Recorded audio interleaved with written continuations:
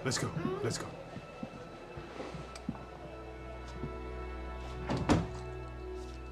Want to stay here. Come on, come on.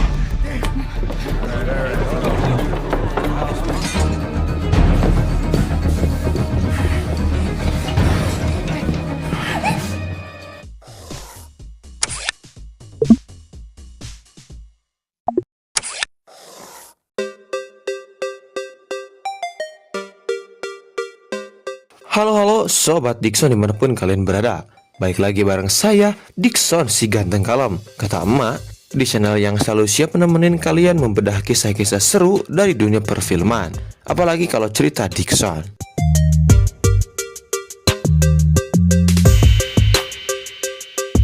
Nah, sebelum kita masuk ke inti cerita, izinkan saya kasih sedikit warning. Film ini bukan sekedar tontonan biasa. Ada momen romantis, ada nuansa tragis, ada adu adrenalin di alam bebas, sampai ketegangan yang bikin jantung kalian berdebar lebih kencang daripada pas ketemu gebetan di lorong sekolah. Hehehe.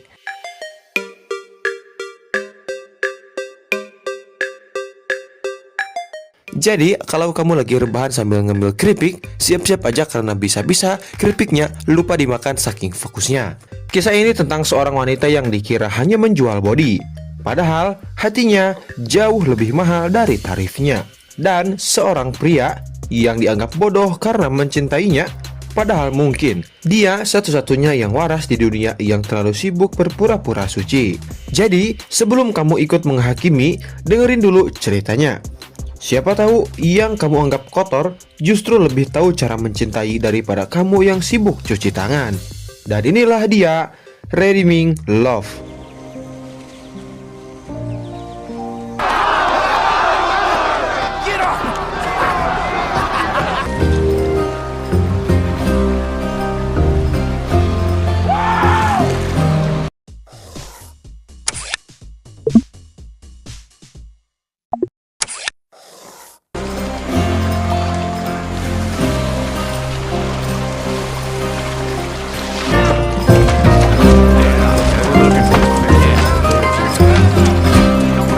Di sebuah kota kecil yang lebih banyak rumor daripada pekerjaan, hiduplah seorang wanita bernama Angel. Tapi jangan salah, ini bukan nama malaikat turun dari langit. Meski kecantikannya sering bikin pria salah ucap doa, Angel adalah wanita penghibur. Tapi bukan sembarangan penghibur. Ia limited edition versi mahal, eksklusif, dan hanya bisa dipesan via antrean panjang.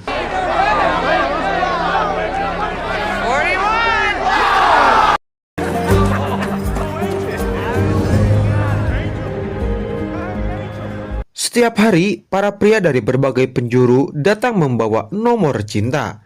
Entah itu simbol romantis atau tiket parkir demi bisa bersama Angel selama 10 menit.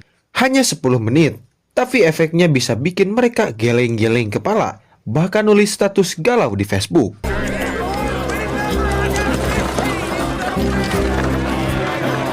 Namun, suatu hari, antrean itu diganggu oleh seorang pria muda bernama Mike, yang dengan penuh tekad membayar 2 kali lipat demi motong antrean hanya untuk bisa bicara dengan Angel. Bukan untuk urusan emprut, tapi urusan hati ataupun mungkin jiwa.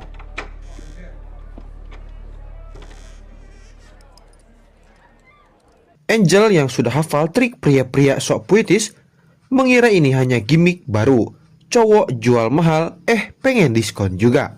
Maka ia pun siap dengan peran standar. Pakai baju menggoda, berbaring di ranjang seperti sedang syuting iklan spring bed, tapi yang satu ini beda. Alih-alih mendekat dan bermain peran, pangeran yang lapar kasih sayang, Mike malah menatapnya dengan mata penuh harapan dan berkata, See, 'cause I'm gonna marry you. Angel tentu saja nyaris ketawa sarkastik.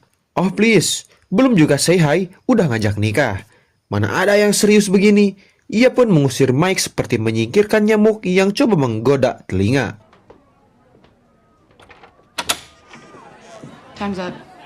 Next time I pray to God for a woman to share my life, I'm gonna be a lot more. Tapi keesokan harinya, pria aneh itu datang lagi. Masih dengan 2 kali tarif dan masih dengan lamaran. Angel yang biasanya bisa menampar pria so romantis pakai kalimat sadis mulai goyah, ia bahkan tersenyum-senyum, yang sudah bertahun-tahun ia kunci rapat bersama harapannya yang hancur. Love at first sight, right?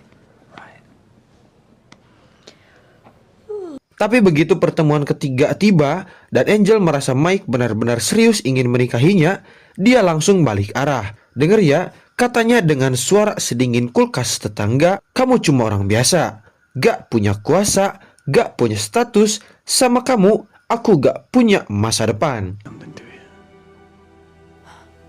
You're a damn fool. Well, go ahead. I'm not stopping you. Do you like? Angel punya alasan. Hidupnya sejak kecil lebih suram dari novel tragedi.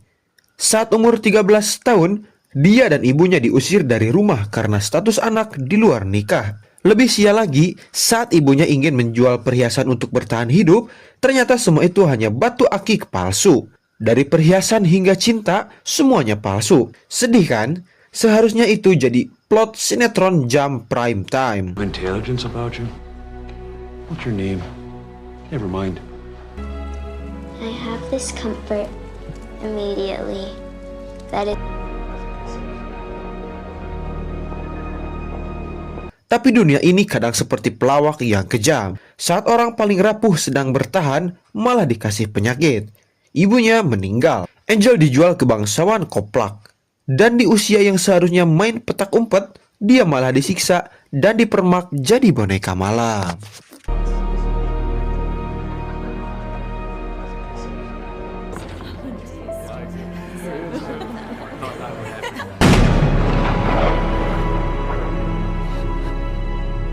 Lucunya, pria pertama yang membayar untuk menyentuhnya adalah ayah kandungnya sendiri.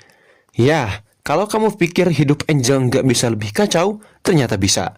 Ayahnya yang nggak sadar dengan dosanya itu, akhirnya menghabisi nyawanya sendiri. Dan Angel jadi wanita tanpa air mata, mesin tanpa rasa, boneka yang kehilangan baterai harapan. She was last seen heading for the docks, and Captain Sorensen's ship left harbor yet. Tapi dunia belum selesai mempermainkannya. Saat dia kabur naik kapal dan berharap hidup baru, malah ditipu dua wanita yang lebih jahat dari stepmother Cinderella. Ia dipukuli, uangnya dirampas, dan lagi-lagi jatuh ke pelukan si mami yang memperlakukan wanita seperti ATM berjalan. Angel.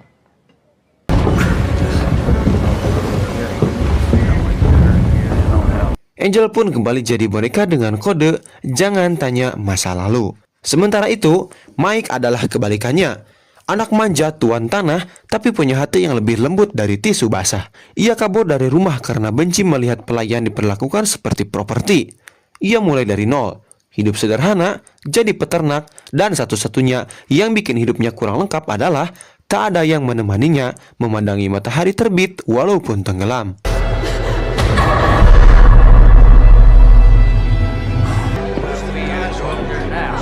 Murphy, get him a drink. Maka ketika ia bertemu Angel, hatinya langsung klik.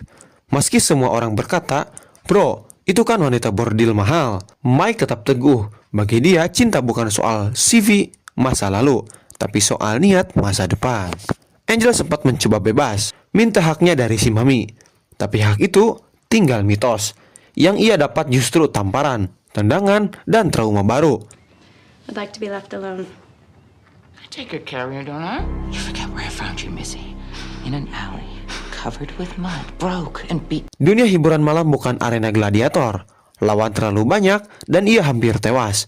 Mike datang, menebusnya, dan lagi-lagi mengajak menikah. Angel dengan tubuh penuh luka, akhirnya menjawab, aku bersedia.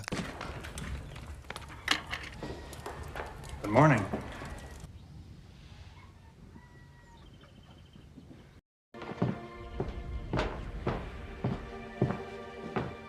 Tapi jangan senang dulu. Setelah sembuh, Angel langsung bikin plot twist. Dia melepas cincin dan berkata, aku bukan pembantu, bukan istrimu, jangan harap aku masak atau tidur bareng kamu tanpa invoice. Mike bukannya marah, malah senyum tipis dan jawab, aku menikahimu karena cinta, bukan untuk layanan laundry dan gathering. Marriage is not slavery. Angel mencoba kabur. Mike malah membekalinya dengan air dan jaket. Ia beri 2 pilihan. 1 mil ke rumah yang hangat, 19 mil ke rumah bordil. Angel akhirnya kembali, dan Mike menyambutnya dengan makan malam. Bukan pertanyaan, lalu mencuci kakinya yang membuat Angel makin bingung antara jatuh cinta atau masuk angin.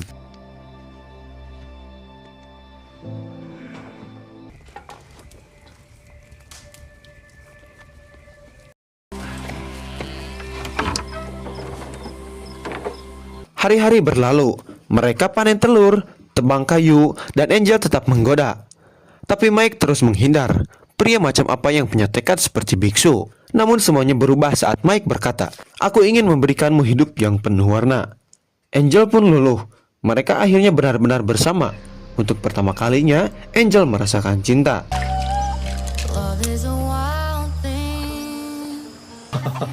I'll teach you how to cook roasted chicken too.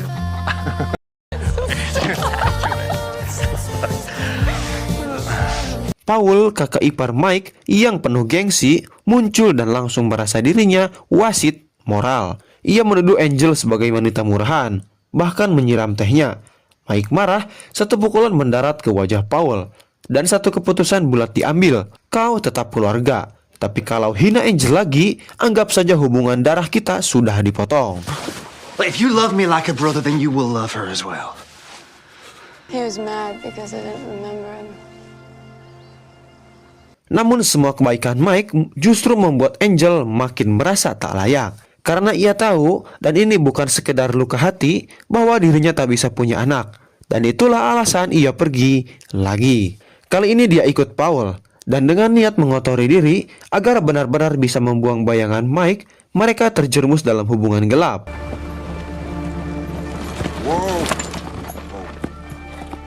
Tapi Paul yang sok bermoral malah menurunkannya dari kereta sebelum tiba.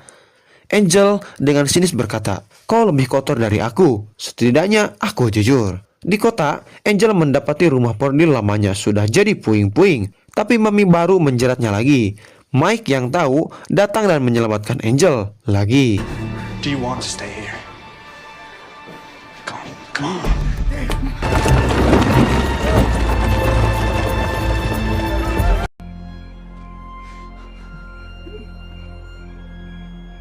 Tapi Angel merasa dirinya terlalu rusak. Ia mandi semalaman penuh, menggosok tubuhnya seperti spons pembersih dosa. Mike berkata, "Masa lalu memang menyakitkan, tapi kamu berhak sembuh." I told him when he died, I'd free them all.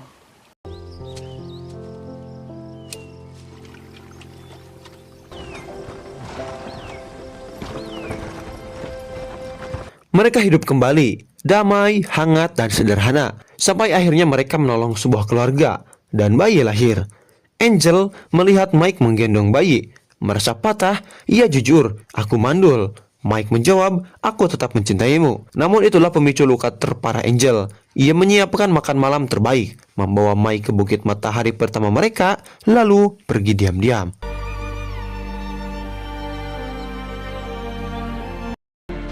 You have to go after her. She has free will.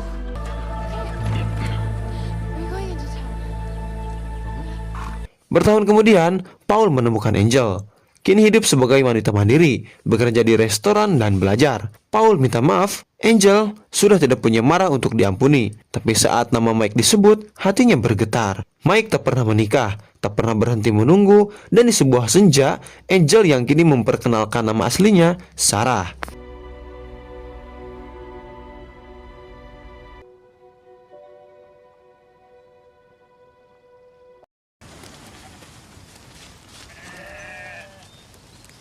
Kembali ke ladang, ia berkata, "Ini aku yang sesungguhnya dan aku milikmu." Mike dengan air mata bercampur senyum melamar lagi, dan Sarah bersumpah, "Aku tidak akan melepas cincin ini lagi sampai mati." Tahun berganti, Sarah, si wanita yang dulu divonis mandul, kini tak hanya menjadi ibu dari satu, tapi juga sedang mengandung bayi kedua.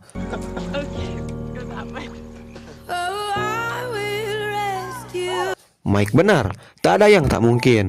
Bahkan cinta pun bisa lahir dari reruntuhan, selama kita berani percaya.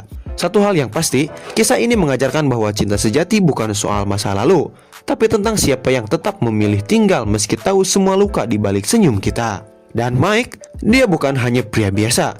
Dia adalah Google Maps yang tak pernah tersesat.